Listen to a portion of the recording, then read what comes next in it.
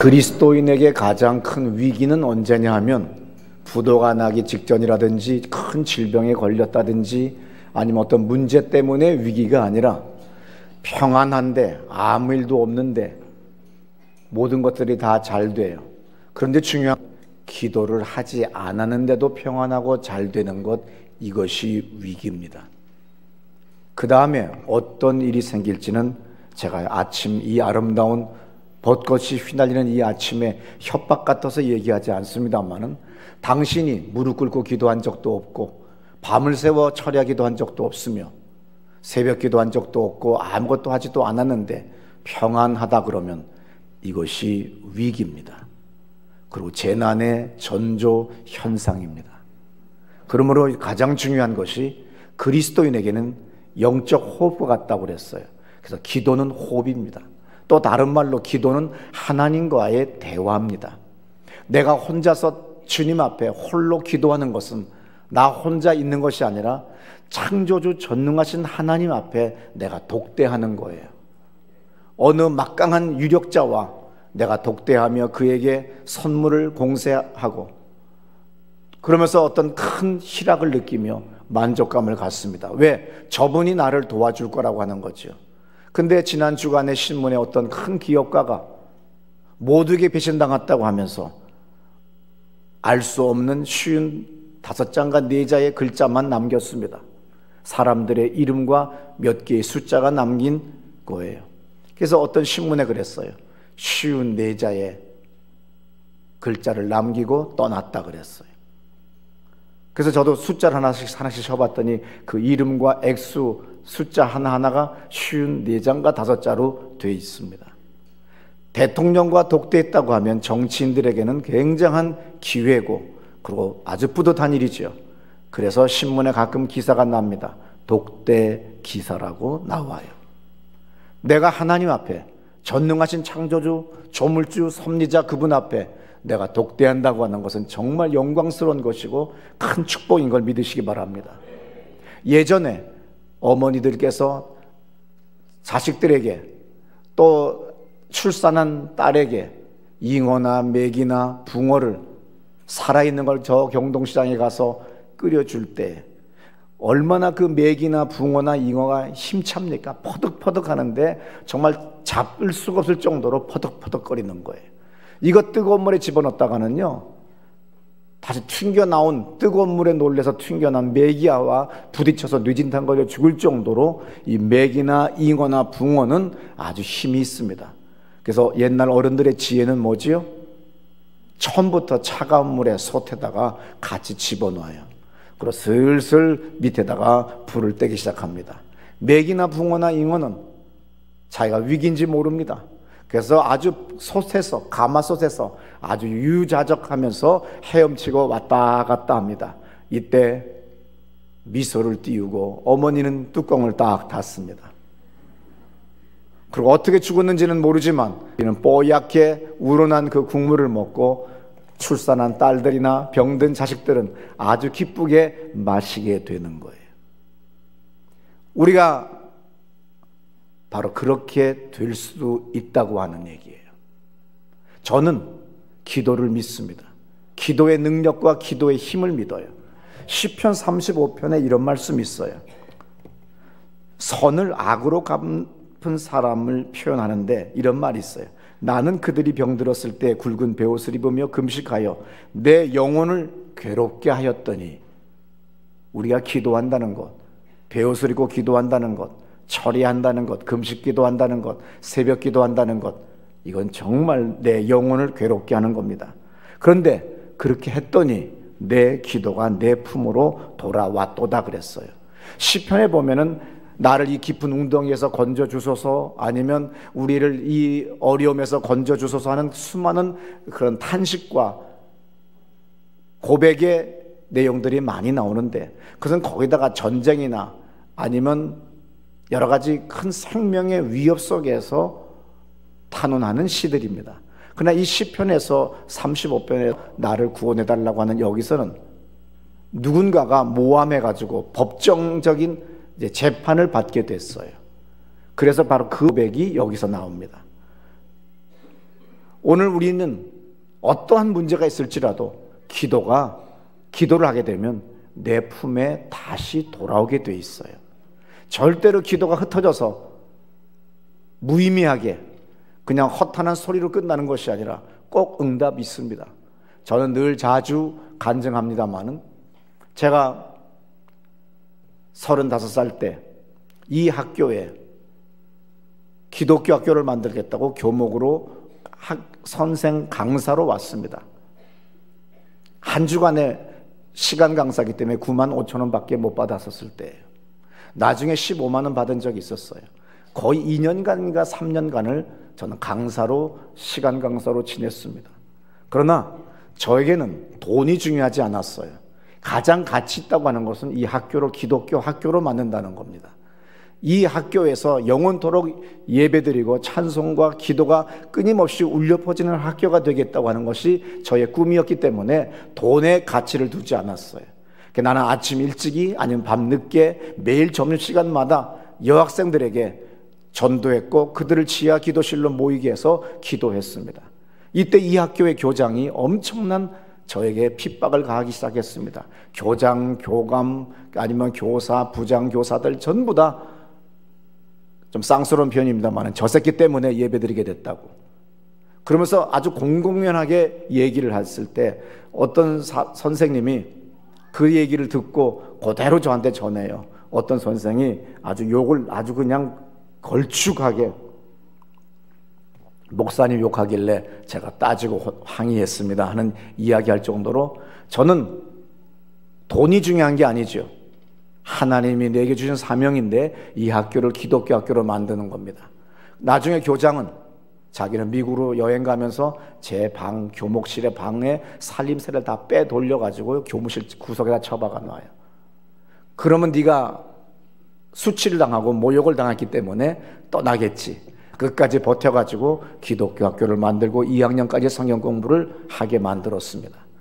세월 지나 10몇 년 지나서 직업적인 교목 교사들이 온 사람들은 성경 가르치는 게 귀찮다고 2학년 성경 공부까지 만들어 놓은 게 얼마나 엄청난 투쟁 속에 해놨는데 그걸 없애버려요. 스스로. 왜? 피곤하다고. 별의별 미친놈들도 다 많습니다.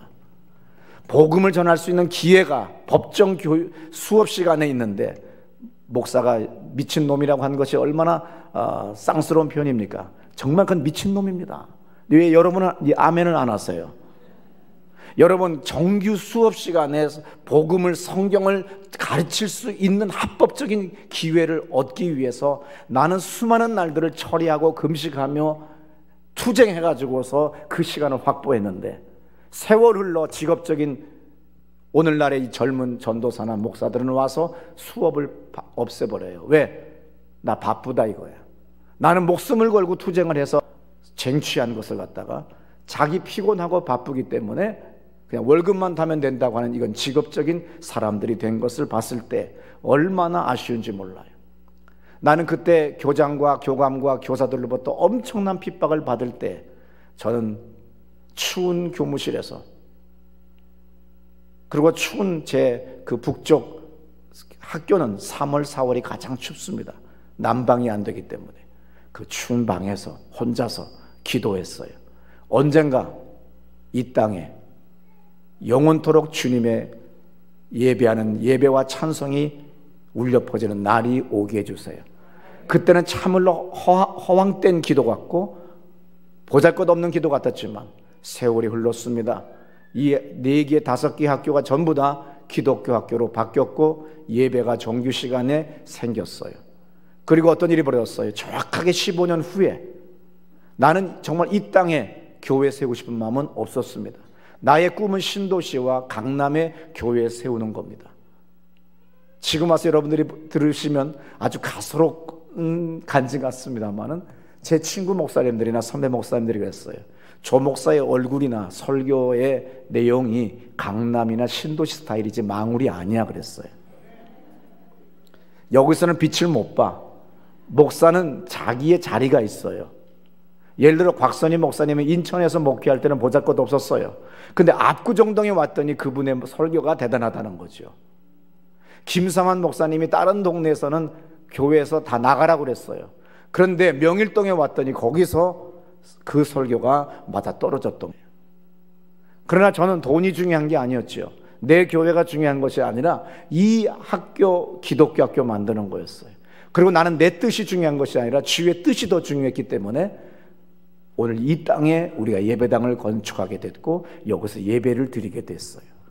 나는 허황된 기도를 비닐하우스 때부터도 열심히 기도합니다. 3,000평 대지 위에 내가 일본에 갔더니 전철역 앞이 가장 좋아서 전철역 앞에 교회 짓게 해주세요. 버스 종점이 중요하기 때문에 버스 종점 있는 곳에서 하게 해주세요. 왜냐하면 김상한 목사님이 명일동 버스 종점 앞이라고 그랬기 때문에 나도 버스 종점이라고 그랬는데 오늘 버스 종점이 우리 현관 앞입니다. 우리 현관 앞 20m 직진 앞에 지금도 저 기차 가는 게 보여요. 얼마나 놀랍게 기도가 전부 다 이루어지는 겁니다. 기도가 다 내 품에 돌아왔다고 하는 시편 35편의 고백과 같이 다 내 품에 돌아오게 된 거예요. 인생에서 가장 중요한 축복이 뭔지 아세요? 기도할 수밖에 없는 위기와 어려움이 생기는 것이 축복이에요. 그래서 내가 조금 더 하나님께 가까이 갈 수 있기 때문입니다. 그래서 시편 34편 19절에서 의인은 고난이 많으나 여호와께서는 그 고난에서 모든 고난에서 건지신다고 얘기했어요. 예수님이 변화산에서 기도하시고 내려오시는데 사람들이 웅성거리고들 서 있습니다. 예수님이 물었어요. 뭐 하고 있냐? 그랬더니 마가복음 9장 17절에서 무리 중에 하나가 대답하기를 선생님, 벙어리 되고 귀신 들린 내 아들을 선생님께 데려왔습니다. 귀신이 어디서든지 저를 잡으면 거꾸로 져서 거품을 흘리며 이를 갈며 그리고 파리하게 내 아들이 나가 자빠집니다. 그래서 선생님의 제자들에게 제가 데려왔는데 제자들이 못하네요. 못 고치네요. 지금 그렇게 얘기하는 거예요. 그래서 19절에 예수님이 대답하여 가라사대 믿음이 없는 세대요, 내가 얼마나 너희와 함께 있으며 얼마나 너희를 참으리요. 걔를 나한테 데리고 와라. 20절에 다 같이 시작.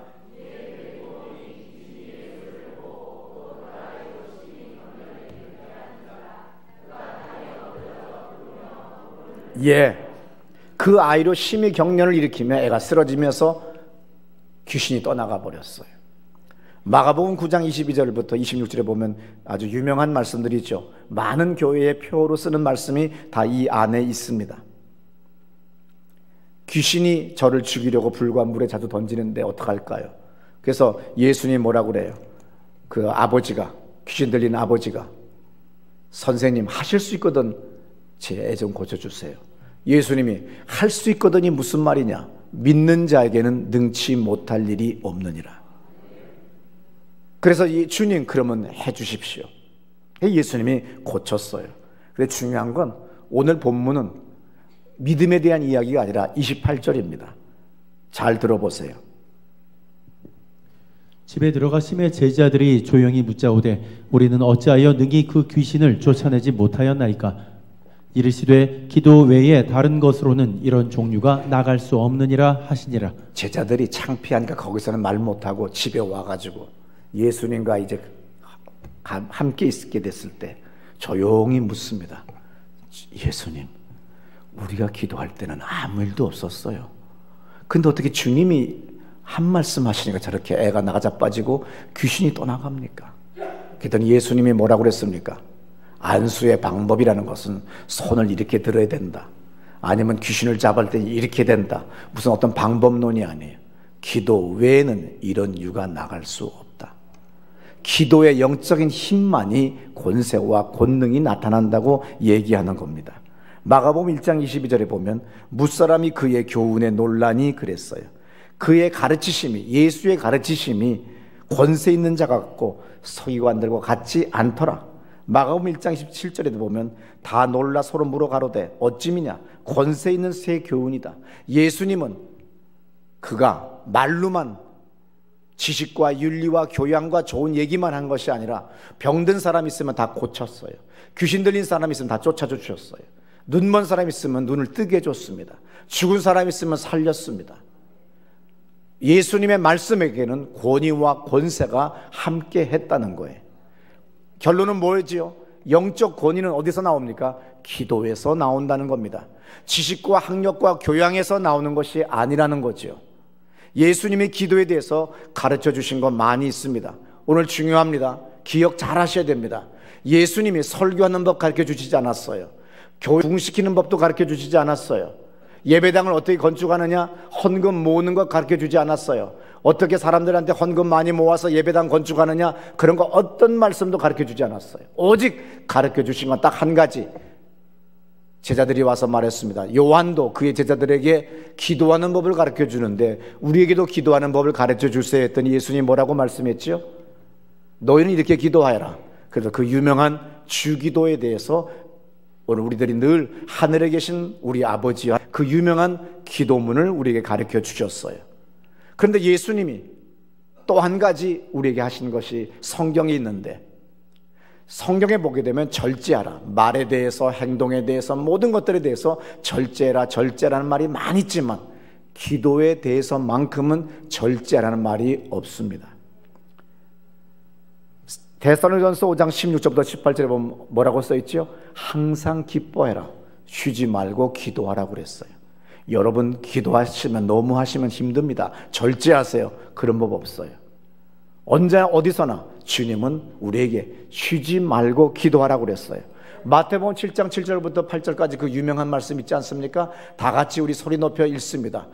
구하라, 그러면 너에게 주실 것이요.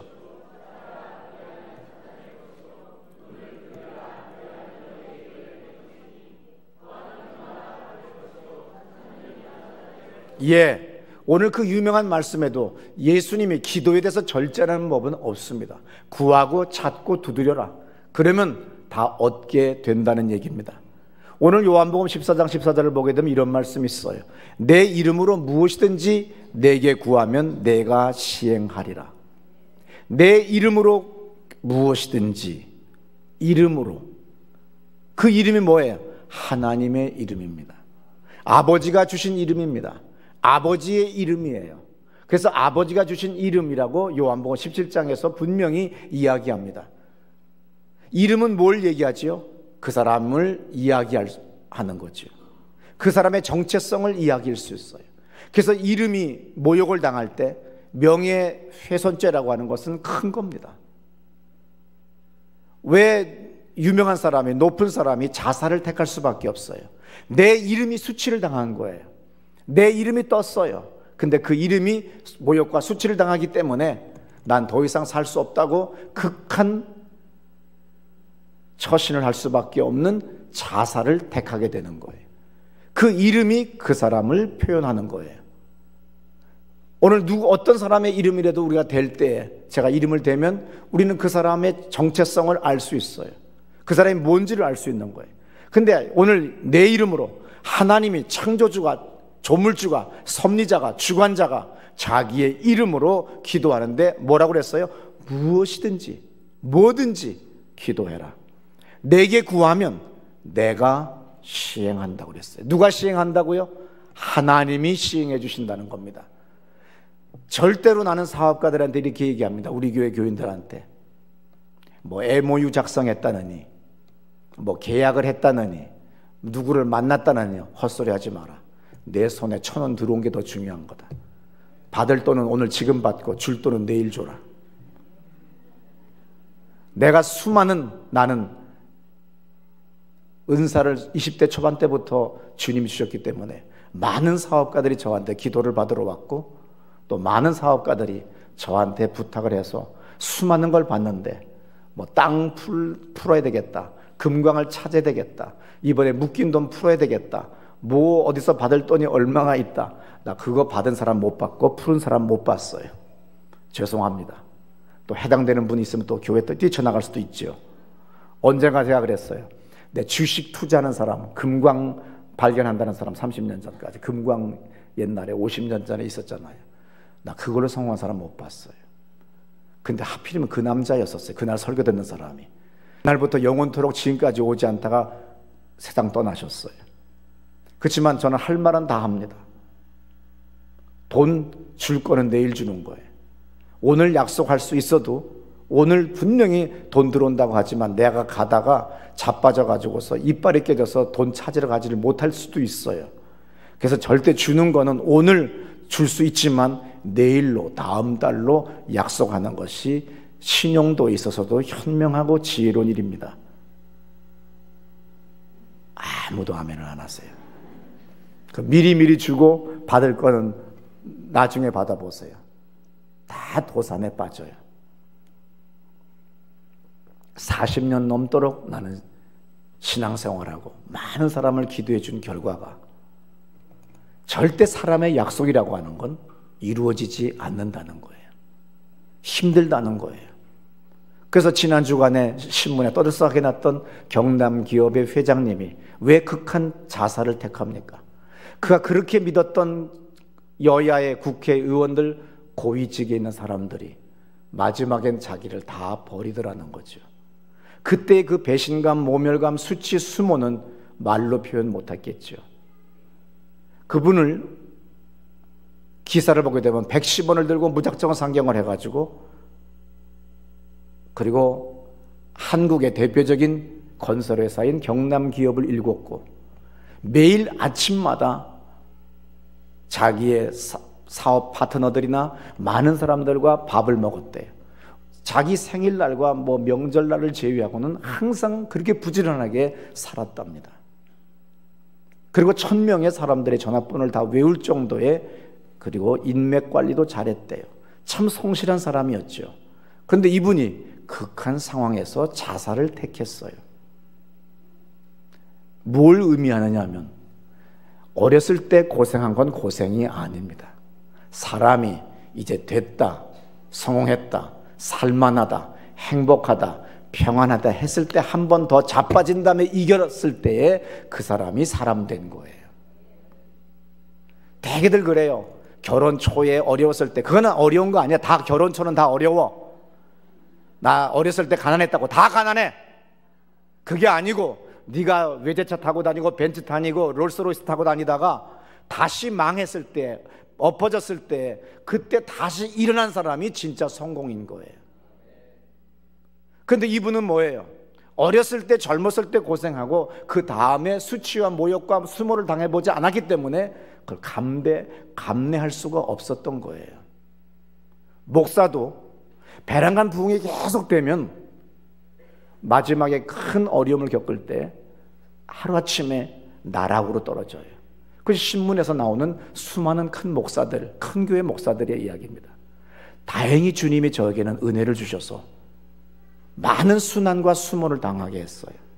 나는 지금까지 내 뜻대로, 내 꿈대로, 내 기도대로 응답받지 못한 적이 없었고, 나는 내 마음껏 살아왔다가, 그리고 수년 전 엄청난 수치와, 그리고 저도 끝없는 깊은 웅덩이에 빠지게 됐었어요. 이것은 하나님의 섭리지 실수와 지능이 모자라 안 된 게 아닙니다. 하나님이 사랑하는 사람에게 징계를 주시는 거예요. 사랑하는 사람에게 하나님은 고난을 주시는 겁니다. 근데 철없는 사업가들이나 철없는 사람들은 나 어렸을 때 고생했다고, 결혼했을 때 고생했다고. 아니에요. 다시 한번 더 깊은 곳에 떨어져 봐야 돼요. 그때 사람이 연단이 되는 거죠. 단련이 된 겁니다. 그래서 정금같이 나온다고 하는 말씀과 같이 정금이 되는 거예요. 그때는 어떠한 풍파가 와도 흔들리지 않는 사람이 되는 겁니다. 하나님은 절대로 인색한 분이 아니에요. 하나님은 온 우주 만물의 풍성함이 이 성경 창세기 1장부터 요한계시록까지 다 기록되어 있습니다. 자기의 아들 독생자까지, 성령 하나님까지 우리에게 보내주셔서, 돕는 천사들까지 보내주셔서 내 이름으로 기도하면 내가 시행한다고 그렇게 누누이 우리에게 약속을 해주셨건만 우리는 그분 앞에 간구하지를 않습니다. 내가 왜 삶이 이렇게 곤고하고 왜 이렇게 어려우냐면 내가 주님께 구하지 않았기 때문인 거예요. 근데 많은 사람들이 구하지는 않고 왜 이렇게 내가 교회를 다녔는데 어렵냐고 얘기하는 거죠. 많은 사람들이 이렇게 얘기합니다. 저도 전도사 시절도 있었고 부교육자 시절도 있었어요. 그 당시 큰 교회였기 때문에 교육자들이 수십 명입니다. 그러면 어떤 목사님은 열심히 유학갈 공부만, 영어 공부만 합니다. 히브리어 공부만 합니다. 새벽기도 다 습관적으로 나옵니다. 예배 다 습관적으로 나와요. 그냥 의무적으로 나오는 거죠. 오늘 많은 목사들, 전도사, 아니면 부목사, 장로, 집사 전부 다 사실은 의무적으로 습관적으로 나오는 거예요. 하나님을 향한 갈망, 열렬함 이거 가지고 나오는 것이 아니라 그냥 의무적으로 습관적으로 그냥 관성의 법칙에 의해서 흐르듯이 그냥 나오는 거예요. 근데 저는 밤을 새워 기도했고 기도할 때마다 난 능력을 구했어요. 세월 지나 그렇게 열심히 유학까지 갔지만 지금도 대학교 시간 강사밖에 못하고 대학교 교수가 됐지만 꿈은 항상 담임 목사의 꿈을 갖고 있는 거예요. 담임 목사라고 하는 내게 주어진 영혼이 있다고 하는 건 얼마나 복된 건지 모릅니다. 이것은 나의 물질이 아니고 나의 축복이 아니라 내가 축복하고 내가 기도해 줘야 될 사람이 있다는 것이 얼마나 복된 건지 몰라요. 내가 다음 주에 왜 철야 기도하는 줄 아세요?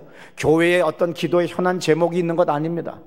근데 난 어느 날 내가 며칠 전에 깊이 생각하다가 결심을 했어요.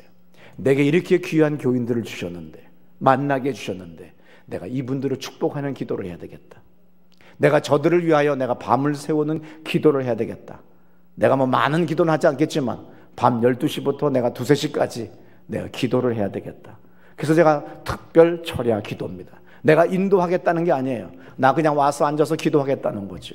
그리고 졸리면 중랑 숲을 걸어가면서 기도하는 거예요. 나는 계속 기도합니다. 걸어다니면서도 기도해요. 주님 땅 주세요. 주님 전철역 앞에 있는 교회 주세요. 버스 종점 있는 교회 주세요. 나는 그냥 걸으면서도 해요. 누가 보면 미친 사람 같아요. 나는 중랑 숲을 나오다가 저 빈 땅만 보면 주님 땅을 주세요. 그래서 오늘 저는 아무것도 없는 주제에, 쥐뿔도 없는 주제에, 다른 사람들은 자기의 공부를 위해서 살았지만 나는 주님의 능력을 구했고 주님 앞에 기도했더니 여러분같이 훌륭한 교인들을 만났고 이렇게 위대한 주님의 교회를 건축하게 됐습니다. 예배당 건물이 중요한 것이 아니라 교회가 위대한 교회인 겁니다. 부름받은 사람들의 모임이 교회인 거예요. 이분들을 위하여 내가 철회한다고 하는 건 이건 참으로 나에게 복된 기회인 겁니다. 얼마나 복된 겁니까? 제가 신문에 봤더니 어떤 사람이 육군사관학교를 수석으로 들어가서 수석으로 졸업했고 그 다음에 제3야전군 사령관이 돼서 36년 만에 정년퇴직했다는 것이 신문 기사에 나와요. 그런데 하필이면 MBC 텔레비에서는 그 사람 이름에다가 중사라고 쓴 거예요. 대장을. 그래서 페이스북에 웃긴다고 그러다 올렸는데 나는 그것을 가만히 보면서 인생이 참으로 허무하구나. 그렇게 절도 있는 삶을 살았지만 58 그 젊은 날에 하루아침에 이제는 정년퇴직해서 등산밖에 갈 것이 없는 인생이 돼버리다니. 목사라고 하는 것, 교인이라고 하는 것, 그리스도인이라고 하는 것은 하나님 앞에 하나님의 이름으로 많은 사람을 축복할 수 있다고 하는 것이 얼마나 복된 겁니까?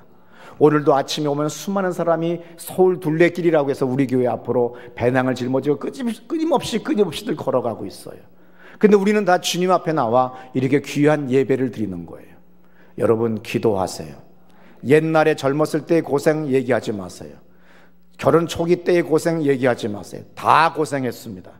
이제 성공을 했다고 믿었는데 다시 나가자빠졌을 때, 이 환난을 겪은 다음에 다시 올라갔을 때 그것이 진정한 하나님의 축복이고 반석 위에 선 하나님의 은혜인 걸 믿으시기 바랍니다. 오늘 기도하지 않았는데도 오늘 평안하다고 하면, 일이 잘 된다고 한다면, 철회해 본 적도 없는다고 하면 여러분 이것은 위기가 가까워진 거예요. 오늘 담임 목사가 철회하자고 할 때 철회하셔야 됩니다. 많은 내 친구 후배 목사들 공부에 열심히 했어요. 그러나 지금은 설교할 교회가 없어요. 기껏해야 미자립 개척교회밖에 되지 못하고 60이 넘은 나이에 영어는 잘하지만, 독일어는 잘하지만, 히브리어는 잘하지만 설교할 교인이 없는 거예요.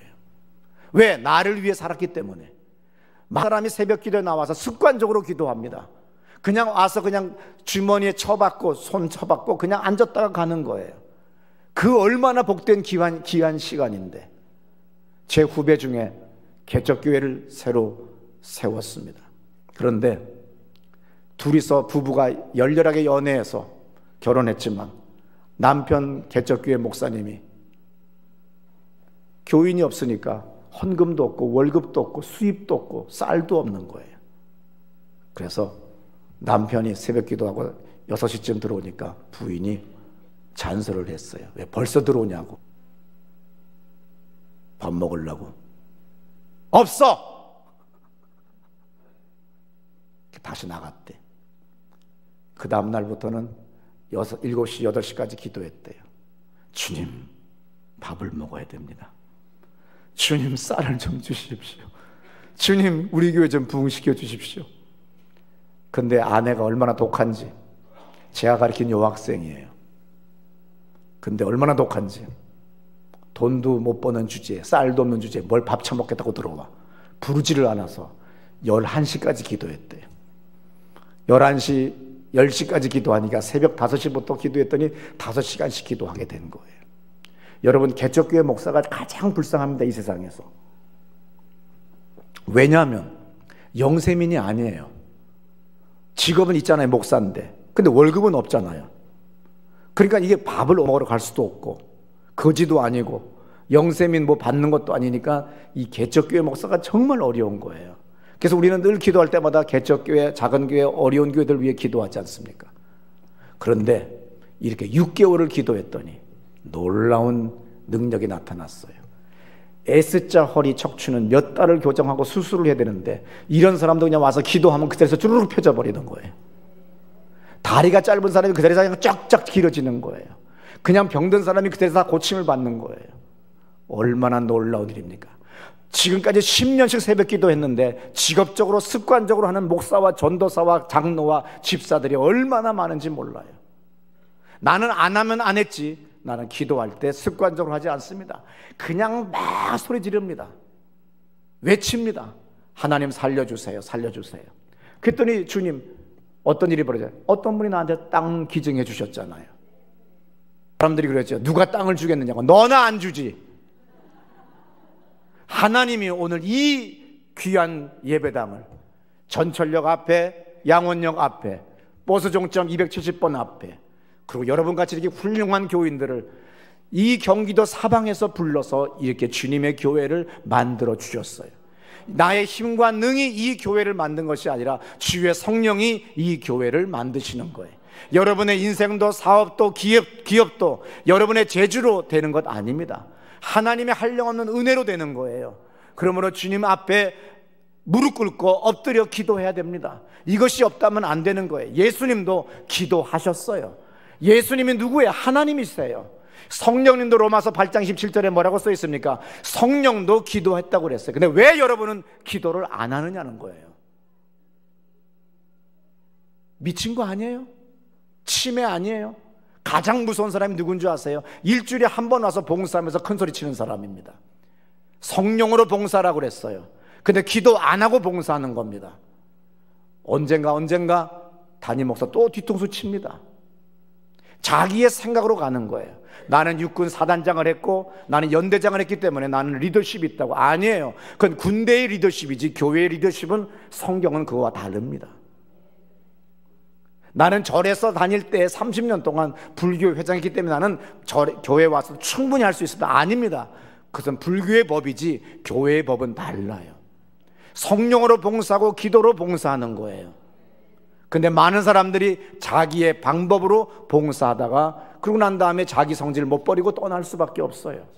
그리고 목사가 달면 삼켰고 쓰면 뱉었다고 헛소리나 하고 다닙니다. 기도하면서 봉사하셔야 돼요. 적어도 집사 이상의 철회 본 적이 없다고 하면 지금이 최고의 위기입니다. 이제 이 교회는 모든 지표가 좋아져 있어요. 그런데 위기예요. 왜? 철야, 심야 기도, 금요일 기도를 제가 없애버렸어요. 왜요? 스스로 기도하라는 얘기죠. 소그룹별로 기도하라는 거예요. 이제 담임 목사 가는 게 없으니까 아주 정말 시원해졌구나, 교회 한번 들어오게 됐구나 하면 그 영혼은 이제 병든 영혼이고 이제 끝없는 추락으로 갈 수밖에 없는 거예요. 스스로 이제 다 하게 된 때가 된 거예요. 거의 모든 교인들이 자기들의 소그룹과 자기들의 선교 모임에서 기도들을 엄청나게 왕왕왕왕거리면서 기도하고 있습니다.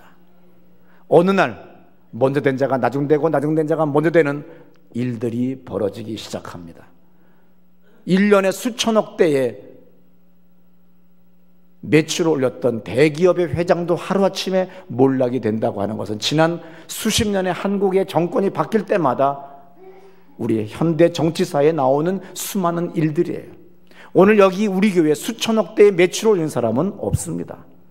그런데 하물며 기도하지 않고 가고 기도하지 않고 교회 나온다고 한다면 참으로 불행한 영혼이고 피폐해진 영혼인 거예요. 오늘 기도 제목이, 오늘 설교 제목이 뭡니까? 예수님도 기도하셨다는 거예요. 성령 하나님도 기도하셨다는 거예요. 오랄 로버츠 목사님이, 그분의 책을 보게 되면 1950년대 60년대에 아주 유명한 목사님이시죠. 근데 이분이 기도만 하면 서너 시간이 금방 지나간답니다. 어떤 손님이 오셨을 때 같이 차 마시다가 성령께서 감동하시기에 잠깐 내가 나가서 기도 좀 하고 오겠다고 했는데 반나절을 나갔다 오시더래요.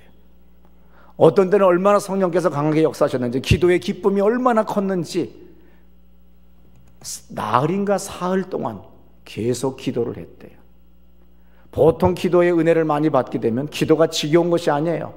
그냥 세상이 줄 수 없는 놀라운 하나님의 은혜가 덮쳐지게 되면 세상에 줄 수 없던 향기와 세상에서 경험할 수 없는 놀라운 희열, 영적인 만족, 평안함, 그것으로 인하여 7시간도 10시간도 갈 수가 있습니다.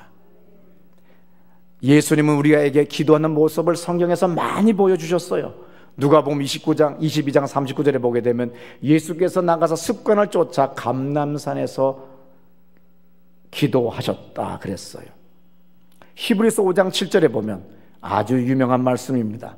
우리 크게 두 옥타브 올려서 읽습니다. 그는 육체에 계실 때, 여기 히브리서 5장 7절 시작.